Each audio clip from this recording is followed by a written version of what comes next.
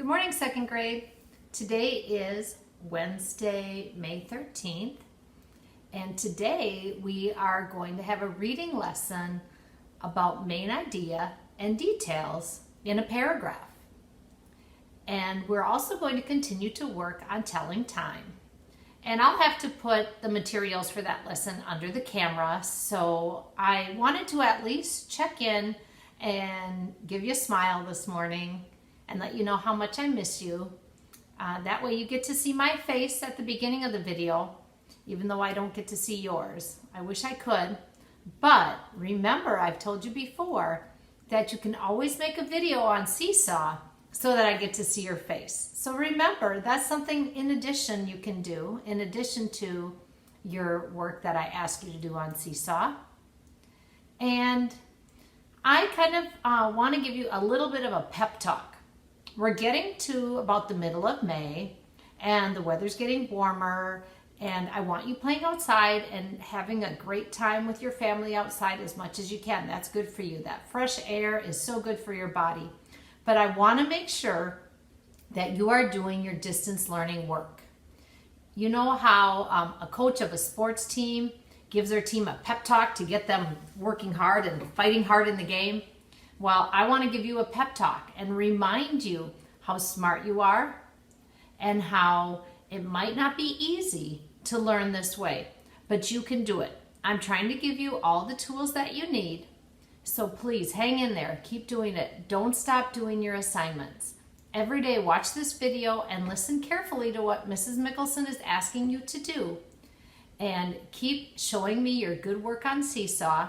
Keep learning, keep reading, keep thinking hard as you read and using all those skills that good readers use. Think of all those things we learned in school. And also think about if we were at Nevlin in the classroom, how many things we would be getting done during the day. And I miss that. But use your time wisely at home. Get in the habit of turning on my video as early in the day as you can and get your work done. And then go outside and play. And help your family too. Do what your family needs you to do too, because this is the time when we all need to pull together and work together. So that was your pep talk for today. And now I will put some work under the camera and we will do some reading and math. It's time for reading. As I told you, our lesson today will be about recognizing main idea and details as a reader. So when you read a paragraph or a section of reading, the main idea is what the text is mostly about. The details explain more about the main idea. So we're going to practice that, and you're going to get an assignment today where you get to practice on your own. So let's work together first. I found this picture that I felt explained it pretty well. You can think of the main idea as the flower pot and the details as the flowers that are in the flower pot. So here's a great example.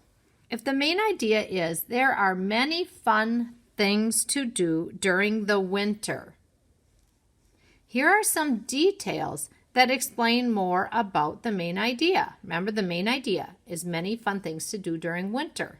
Here's one detail. Sledding down steep hills is fun.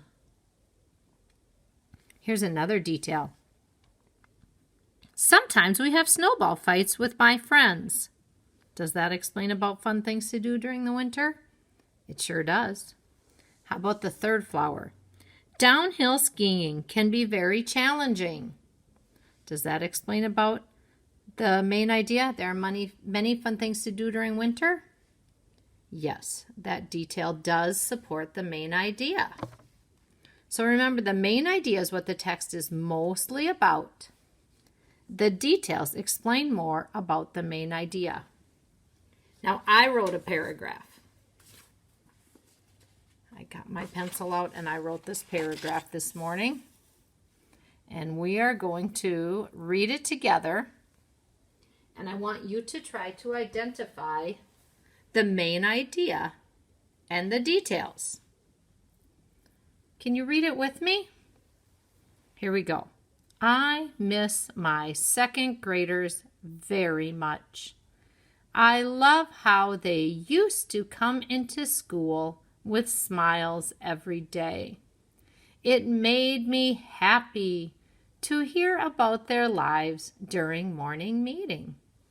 Seeing my students' faces light up when they learned something new gave me joy every day when we were in school. And I wrote that paragraph because I was thinking about all of you this morning. Now, if I asked you to underline the words that tell the main idea in this paragraph, what do you think you would underline? Remember, the main idea tells what the text is mostly about. So what was this writing mostly about? Was it about learning to ride horses? No, of course not. What was it about shopping at the Mall of America? No, nothing like that. Do you know the answer? The main idea is right here in the first sentence. I miss my second graders very much. So here's what I did. I took that paragraph and I made my own flower pot, just like the other poster that I showed you. And I put my main idea right down here in the flower pot. It says, I miss my second graders very much. Then the other sentences in the paragraph became my details. I love how they used to come into school with smiles every day. Put a period at the end there. Here's another detail. It made me happy to hear about their lives during morning meeting. Is that about how I miss my second graders very much? It sure is, because it's telling you something that I really miss happening in my life. Let's see if this detail supports the main idea. Seeing my students' faces light up when they learned something new gave me joy every day at school. Is that about something that I miss because I miss my second graders very much? Yes. So the main idea is what the text is mostly about. The details give more information about the main idea. So now let's practice that a little bit more by reading a paragraph. This one is about the game Monopoly. I know that Logan likes the game Monopoly, but he has a really cool version. I think it's called Farmopoly. Let's read together. Have you ever played Monopoly? This famous game was invented more than 70 years ago. Times were very hard then. Many people were out of work. Charles B. Darrow had lost his job too. He began designing games to earn money. One game was based on getting rich. For many people, the game was a dream of better times. It became one of the world's most famous games. We still play it today. So now we need to try to answer these questions about main idea and detail. Number 1, the main idea of the paragraph is, now remember, you're going to pick the one that tells what this is mostly about. Is it mostly about how and why Monopoly began? Or was it mostly about the reason Darrow lost his job? Remember, he's the one who invented the game. Did it talk about why he lost his job? Or was it all about how to play the game of Monopoly? What do you think the answer is? I'm hoping you said A. Ding, ding, ding, ding. How and why Monopoly began. That's what it was all about. How it began and why it began. Now here's a question about recognizing a detail.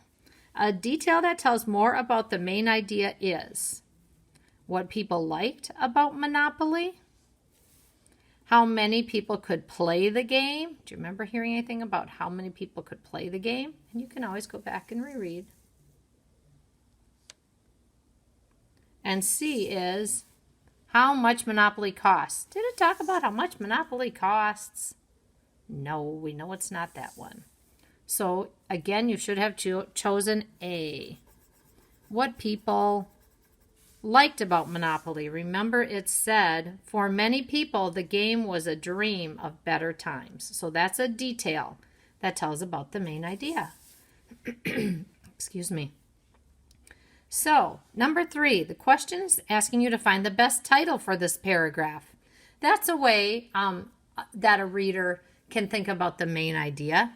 You think even bigger, and what could be one title that would fit with this whole paragraph? Should it be Meet Charles Darrow? Should it be The Monopoly Story? Or Popular Board Games? Which one of these tells what the whole paragraph was about?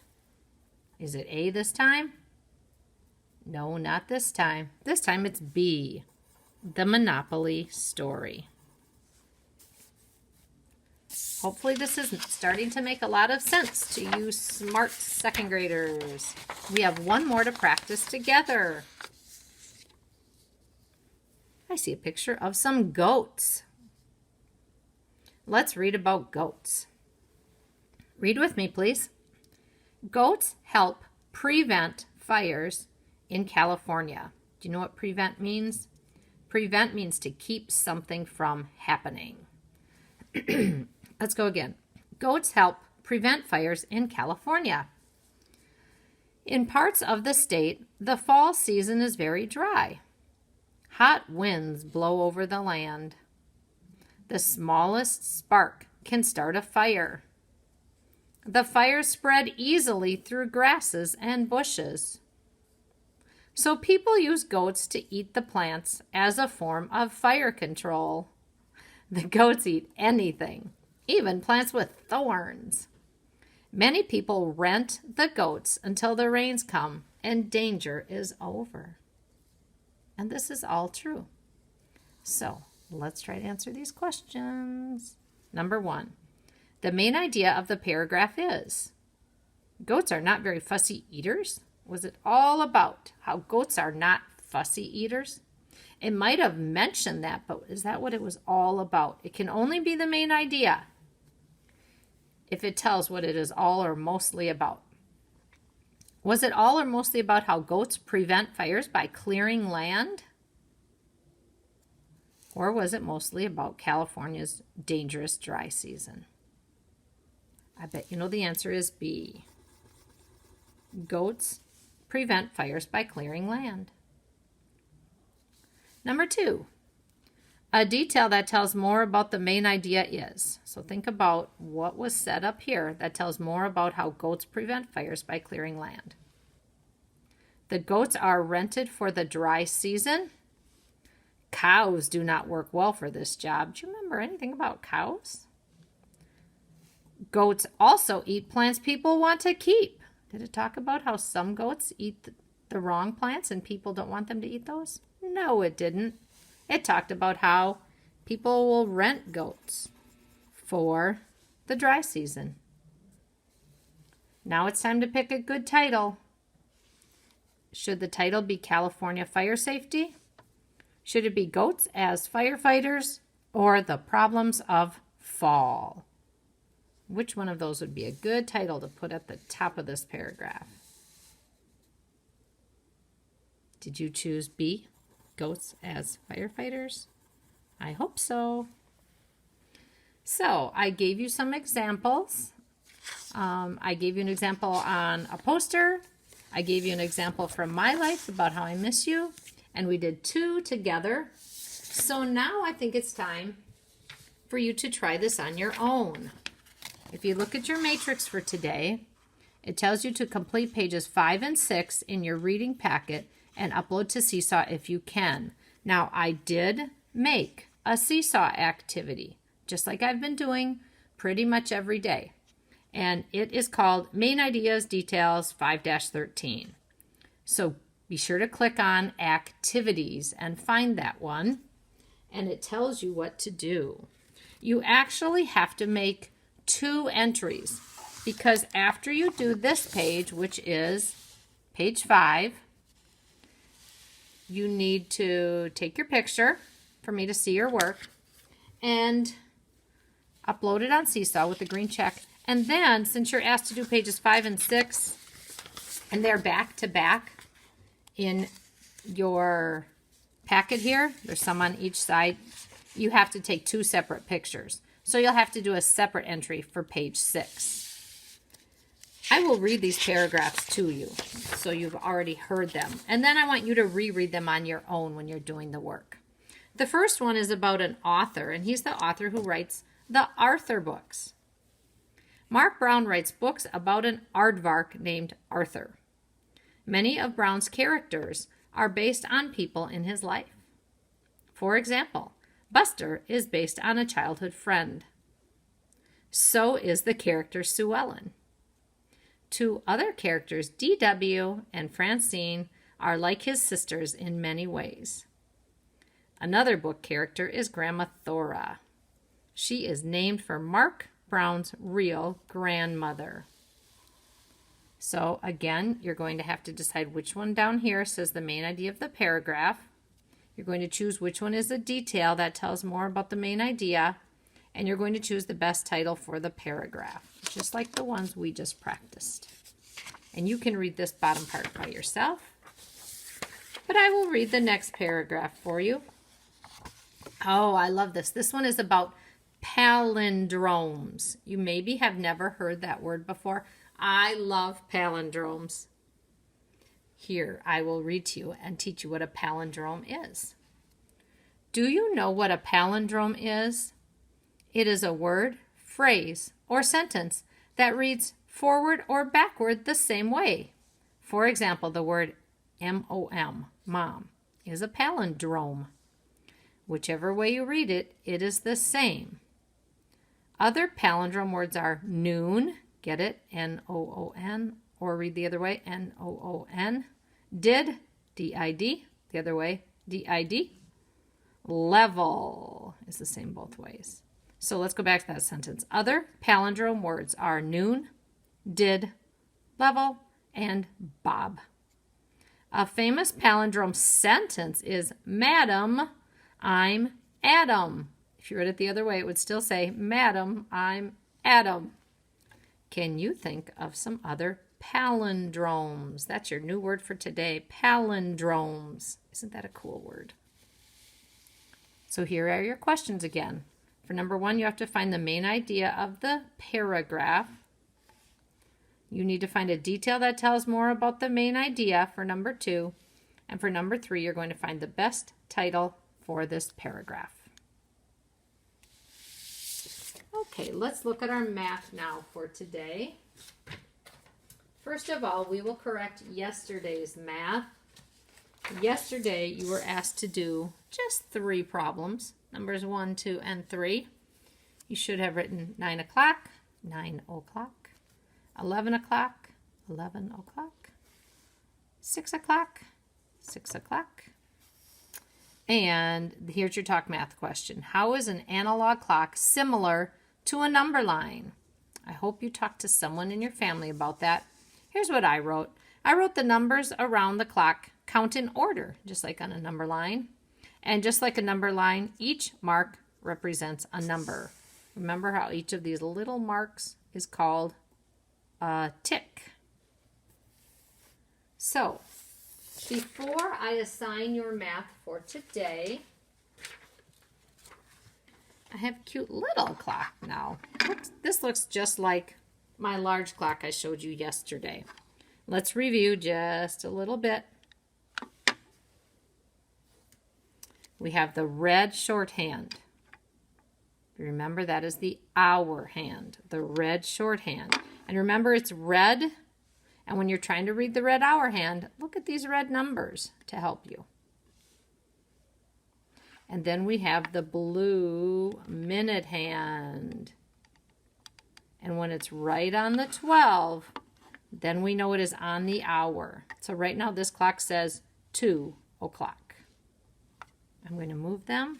See if you can tell the time now.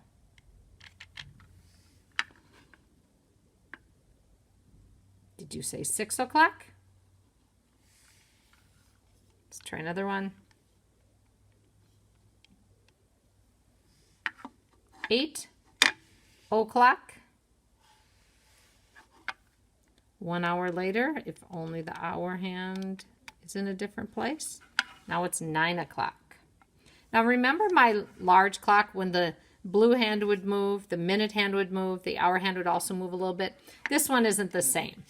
This is a smaller clock. This is the kind of clock that you would have at your desk if we were at school. So then I actually have to move both of the hands myself, but that's okay.